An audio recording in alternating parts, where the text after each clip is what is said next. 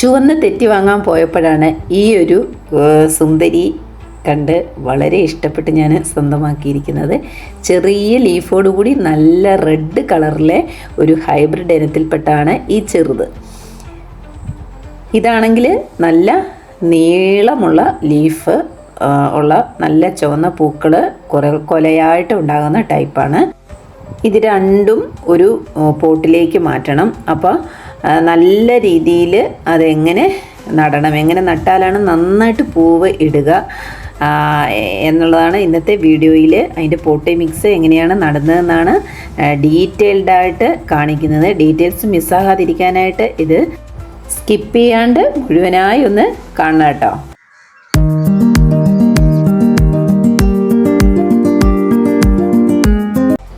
ഒരു വലിയ പോട്ടാണ് എടുത്തിരിക്കുന്നത്. നന്നായിട്ട് കഴുകി വൃത്തിയാക്കി എടുത്ത് വെച്ചിരിക്കുന്നതാണ്. അപ്പോൾ ഇവിടെ സെൻട്രലായിട്ട് കണ്ടില്ലേ ഒരു ഹോള്.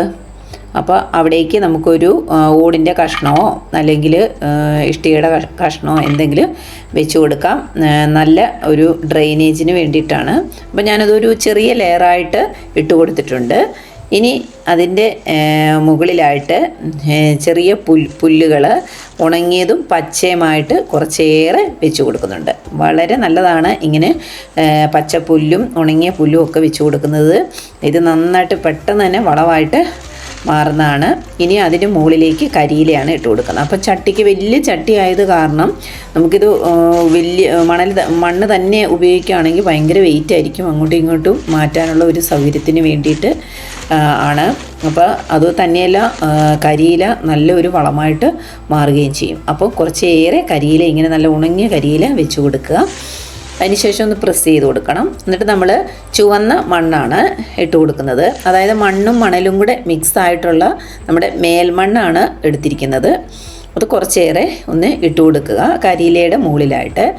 അതിന് മുകളിൽ നമ്മുടെ പച്ചക്കറി വേസ്റ്റ്, ഉള്ളിയെ, മുട്ടത്തോടെ, നമ്മുടെ ഏത്തപ്പഴത്തിൻ്റെ തൊലിയെ, ഇതെല്ലാം ഒന്ന് ഇട്ട് കൊടുക്കുക.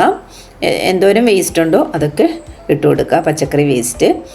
അതിന് മുകളിലായിട്ട് നമ്മൾ വേപ്പിൻ പിണ്ണാക്ക് ഒരു പിടി, ഇതേപോലെ ഒരു പിടി എടുത്തിട്ട് ഒന്ന് വിതറി ഇട്ട് കൊടുക്കുക.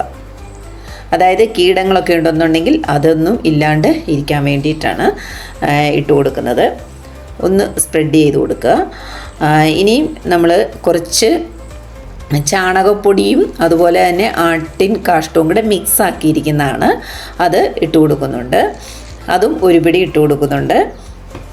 കുറച്ച് എല്ലുപൊടി, കുറച്ച് അളവിൽ എല്ലുപൊടിയും കൂടെ നമുക്കിതിലേക്ക് ഒന്ന്, ഇത്രയും മതി, ഒന്ന് വിതറിയിട്ട് കൊടുക്കാം.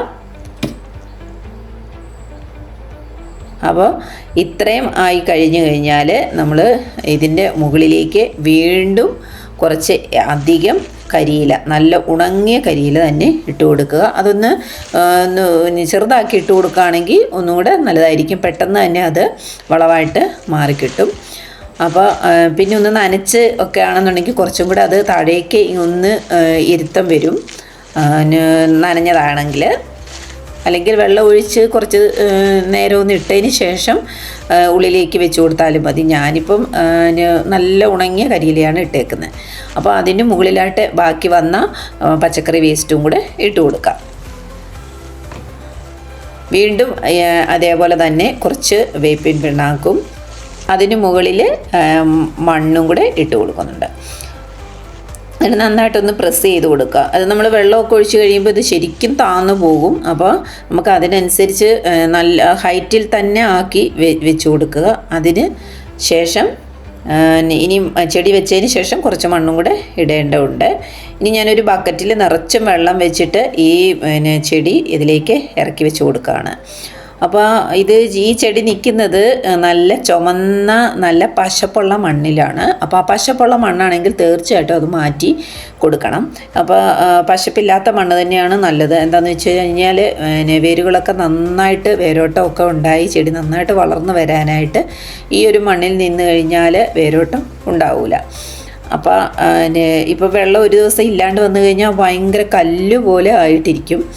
അപ്പോൾ അതില്ലാതിരിക്കാൻ വേണ്ടിയിട്ട് നമുക്ക് ഈ മണ്ണ് മൊത്തത്തിലൊന്ന് മാറ്റാം. അതൊന്ന് വെള്ളത്തിൽ ഇറക്കി വെച്ചതിന് ശേഷം ഒന്ന് ഷേക്ക് ചെയ്തെടുത്താൽ മതി, ആ മണ്ണെല്ലാം അങ്ങ് പോയി കിട്ടും. അതിനുശേഷം നമുക്ക് ചെടിച്ചട്ടിയുടെ സെൻട്രലായിട്ട് വെച്ച് കൊടുക്കാം. ഇനി നമുക്ക് ഈ മണ്ണ് ഇട്ട് കൊടുക്കാം.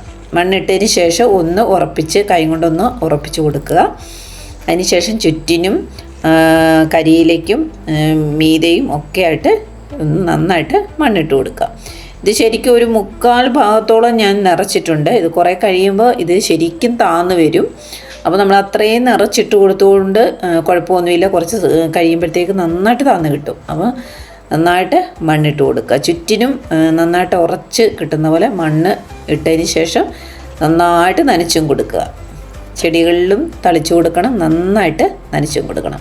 അപ്പം ഞാൻ രണ്ടും ഇതേപോലെ സെറ്റ് ചെയ്ത് വെച്ചിട്ടുണ്ട്. ഇതേപോലെയൊക്കെ നമ്മൾ നട്ട് കഴിഞ്ഞ് കഴിഞ്ഞാൽ നന്നായിട്ട് പൂടും. പച്ചക്കറി വേസ്റ്റൊക്കെ ഈ ചെടിക്ക് വളരെ നല്ലതാണ്. അതേപോലെ ചുവന്ന മണ്ണ് കിട്ടുകയാണെങ്കിൽ ഒന്നും കൂടെ ബെറ്ററായിരിക്കും. അപ്പോൾ ചെടി ഉണ്ടെങ്കിൽ ഇതേപോലെയൊക്കെ നട്ട് വളർത്തുക. അപ്പോൾ മറ്റൊരു വീഡിയോയിൽ കാണാം. Tata bye.